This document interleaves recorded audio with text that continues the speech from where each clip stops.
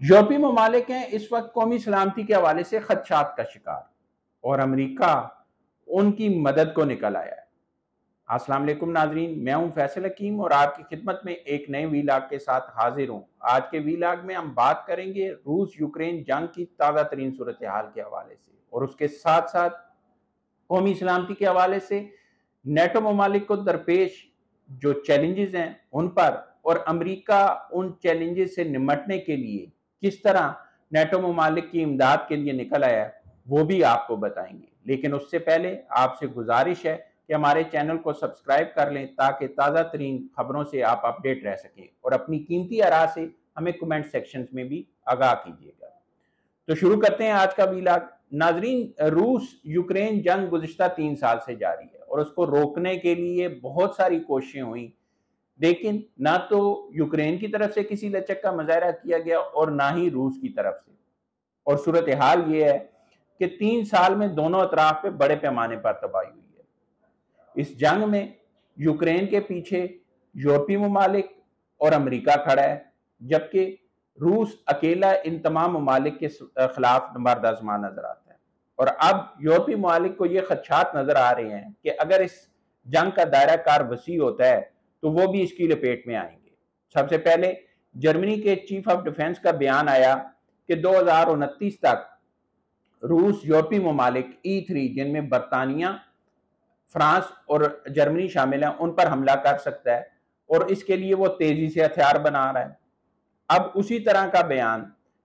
France کے chief of staff کی طرف سے بھی سامنے آیا ہے، اور ان کا یہ کہنا ہے کہ ماسکو فرانس کے خلاف ایک ہائبرڈ وار لڑ رہا ہے۔ اب وہ ہائبرڈ وار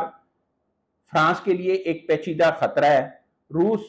پورے یورپ کے لیے تو خطرہ ہے ہی ہے، لیکن کیونکہ وہ ایک مکمل جوہری طاقت اور ایک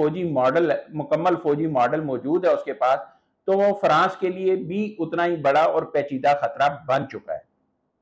روس فرانس پر سائبر حملے بھی کر رہا ہے، فرانس کے خلاف پروپیگنڈا بھی کر رہا ہے، اور فرانسیسی سرزمین پر پراکسیز کا استعمال بھی کر رہا ہے۔ یہ الزام جو ان کے چیف آف سٹاف ہیں فرانس کے، انہوں نے روس پر عائد کیا، اور وہ کہتے ہیں جی کہ ایفل ٹاور کے سامنے تابوت رکھنا، دیواروں پر ڈیوڈ کا ستارہ بنانا اور افواہیں پھیلانا، یہ وہ علامات ہیں جن کی بنیاد پر میں یہ کہہ رہا ہوں کہ روس جو ہے وہ فرانس کے خلاف ہائبرڈ وار لڑ رہا ہے۔ اور اس کے ساتھ ساتھ روسی ابدوزوں کی جو موجودگی ہے خطے میں آس پاس یورپ کے، وہ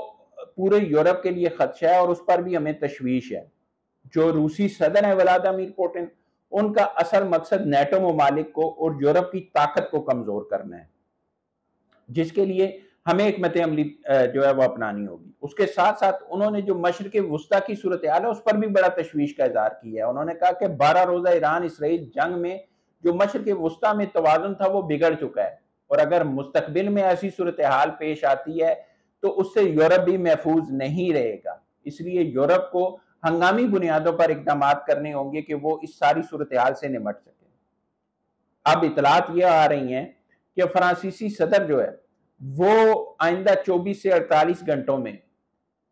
جو فوجی طاقت ہے اس میں اضافے کے حوالے سے اور دفاعی بجٹ میں اضافے کے حوالے سے اہم اعلان کرنے جا رہے ہیں،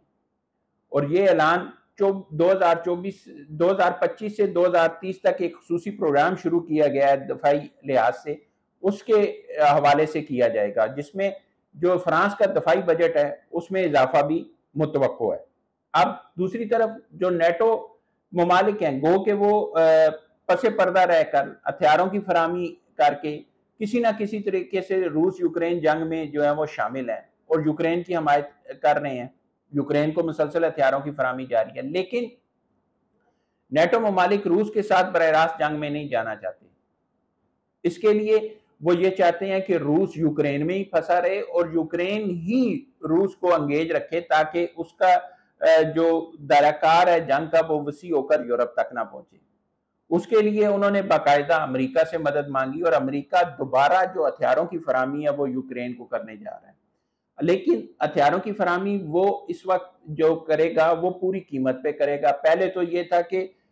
امداد کے طور پر بھی یوکرین کو ہتھیار دیے گئے تھے، لیکن اب امریکی صدر کا یہ کہنا ہے کہ براہ راست یوکرین کو ہتھیار نہیں دیے جائیں گے، یہ ہتھیار دیے جائیں گے نیٹو ممالک کو، اور نیٹو ممالک جو ہیں وہ ہتھیار آگے یوکرین کو دیں گے اور ان کی پوری قیمت وصول کی جائے گی۔ اب امریکی جو وزیر خارجہ ہے مارکو روبیو، ان کا بھی یہ کہنا ہے کہ کچھ ہتھیار تو نیٹو ممالک کے پاس امریکن موجود ہیں جو وقتاً فوقتاً وہ ضرورت کے مطابق یوکرین کو دے رہے ہیں، اور جن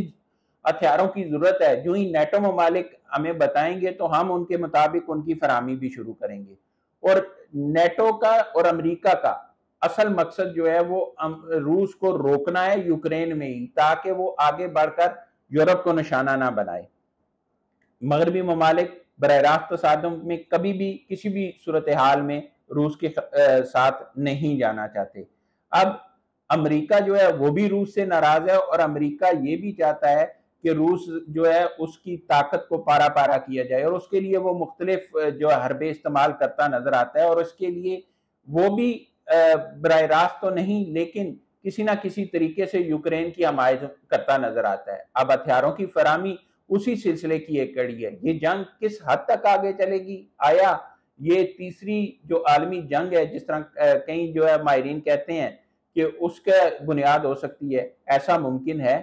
اس حوالے سے آپ اپنی قیمتی آراء سے ہمیں آگاہ کیجیے گا کمنٹ سیکشن میں۔ اب تک کے لیے اتنا ہی، بہت جلد آپ کے پاس ایک نئی ویلا کے ساتھ حاضر ہوں گے، تب تک کے لیے اللہ حافظ۔